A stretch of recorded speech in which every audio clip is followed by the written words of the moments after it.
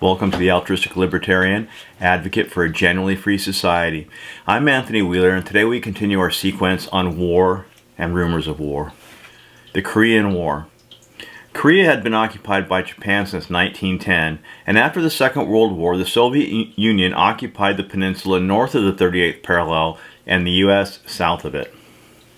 A similar arrangement was made in the historically unified state of Vietnam, the Chinese occupying north of the 17th parallel, while the Allies to the south. In 1950, North Korea invaded the south, armed with Soviet T-34 tanks, something the South Koreans were unprepared to stop. The United Nations intervened on behalf of South Korea, and international forces landed in Pusan before the North completely overwhelmed the South. After leading a daring amphibious landing at Incheon, north of Seoul, the UN forces, commanded by General MacArthur, quickly pushed the invading forces above the 38th parallel. Up to this point, the actions of the U.S. seemed totally justified. The initial invasion by North Koreans violated the treaty that ended the war, and the U.S. acted in concert with the UN in resisting the incursion. Re-establishing the status quo had been accomplished with the Incheon landings, and things could have ended right there. But they didn't. With the tacit support of the U.S. President, and despite explicit demands from China to stop, MacArthur continued to advance to the north, making public threats against China. He believed the war should end with the occupation of Peking. He even advocated, prior to his being replaced, the use of nuclear weapons against China and potentially the Soviet Union if they entered the Korean peninsula. Unsurprisingly, once UN forces advanced deep within North Korea, within 5 miles of the Yalu River and the Chinese border, Chinese soldiers crossed into Korea. The Chinese succeeded in pushing the UN forces back to near the 38th parallel, and the war raged in that vicinity for the next 2 years before a ceasefire was arranged. Had MacArthur remained near the 38th parallel, China would not have entered the war, and the conflict would have remained a mere blip in history and cost far fewer than the 60,000 or so Americans that died and the millions of Chinese and Koreans. The Second Gulf War. The First Gulf War ended in February of 1991. At that point, the U.S. and UN enacted a policy of containment, including the enforcement of no-fly zones in parts of Iraq intended to protect Kurds in the north and the Shias in the south. With the election of Bush in 2000, U.S. policy shifted to one of regime change with the explicit goal of ousting Saddam Hussein. His overarching political goal relative to Iraq would soon color intelligence assessments, leading directly to a decision to invade the country. The two primary justifications for invading Iraq consisted of the threat of Saddam's development of weapons of mass destruction, and secondly, his links to terrorists, specifically Al-Qaeda, after 9/11. Neither proved to be valid. Saddam did not have any WMD programs at the time, and he and bin Laden were blood enemies. These facts were widely known within the intelligence community, but the politicians didn't want to hear it, so they didn't hear it. In fact, the administration was so bent on attacking Iraq that within hours of the attack on the tower in 9/11, plans were being prepared to invade Iraq. This absent any indication that Iraq had anything to do with the attack. In the coming months, even as the initial fight against Al-Qaeda in Afghanistan was coming to a conclusion, the administration stepped up political efforts, both domestically and internationally, to justify an invasion of Iraq. Zero justification existed for an invasion, so the administration had to fabricate it. In October 2002, Bush stated that U.S. policy was regime change in Iraq. Why? Because supposedly Saddam possessed or was attempting to possess WMDs, his violation of UN resolutions relative to inspections, and his support of international terror. General Frank listed the objectives of the invasion to end Saddam's regime that included, and I'll list them, number 1, to eliminate Iraq's WMDs, 2, to drive terrorists out of the country, 3, to collect intel on terrorist networks, 4, to collect intel on a global network of illicit WMDs, 5, to end sanctions and deliver humanitarian aid to Iraqis, and 6, to help Iraqis transition to a representative government. This is all wrong. How is regime change, the actual root political justification, valid? We, as a nation, simply decide who we like leading a country and who we don't? And if we don't like somebody, we invade and depose them? Do we pick and choose? Well, Kim in North Korea is too tough and Putin too dangerous to mess with, so we'll take a shot at something similar. Let's say Saddam Hussein in Iraq. Is that how it works?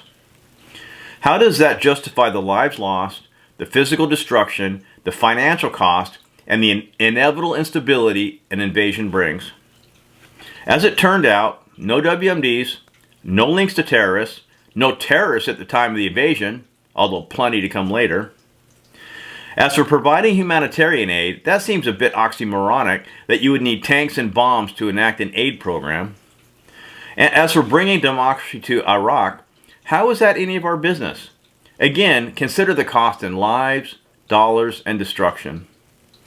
What did the U.S. and the world win with the victory in Iraq? After the invasion, with the disbandment of the Iraqi army and the Ba'athist Party, and the election of a majority Shia government, the Sunnis were now ostracized. New prison camps were filled with violent discontents. Sectarian violence escalated, and ISIS was formed and spread. The invasion took place in 2003 and was quickly over, but the conflict continued for much of the next decade as an insurgency emerged to oppose coalition forces and the post-invasion Iraqi government. U.S. troops were officially withdrawn in 2011 and then redeployed in 2014 as the insurgency continues to this day. U.S. casualties amount 4,491. That's 4,491 too many, as they died for nothing. Actually, less for nothing, as the cost of the invasion continued to this day. Less than a month ago, it's currently January 9th, 2022, the U.S. announced the end of combat operations in Iraq. Troop levels have declined from a high of 160,000 in 2008 to about 7,000 today, including contractors. Despite the recent announcement, little is expected to change, and there appears to be no end to the U.S. military presence in Iraq. The Japanese occupied Korea in 1910, invaded Manchuria in 1933, and China in 1937.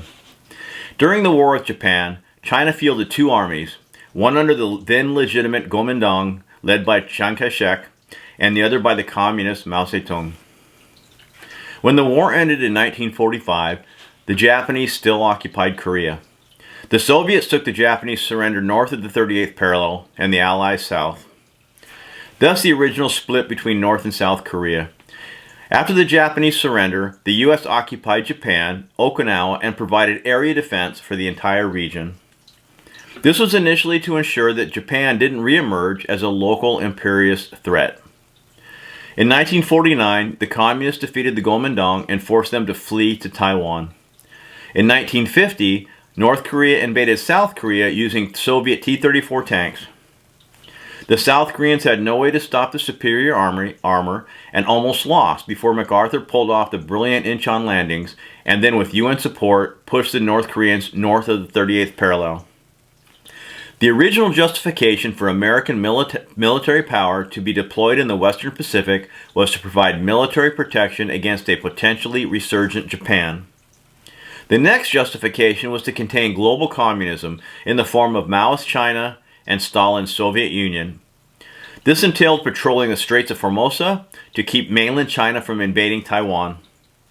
This also led directly to American involvement in Southeast Asia in an effort to prevent another domino falling to global communism. Today, a madman with missiles and nuclear weapons leads North Korea. There are about 35,000 American service personnel in South Korea. Every American should be asking, why? There is no reason for America to be involved. Japan is no longer a regional threat. Global communism has collapsed. The fate of the Korean Peninsula is not worth losing one American life. The Russians, Chinese, South Koreans, and Japanese should deal with it. Let it be their problem. They are individually far wealthier than North Korea, let alone combined. The lunatic is in their backyard. Let them put him away, or ignore him, or whatever they please.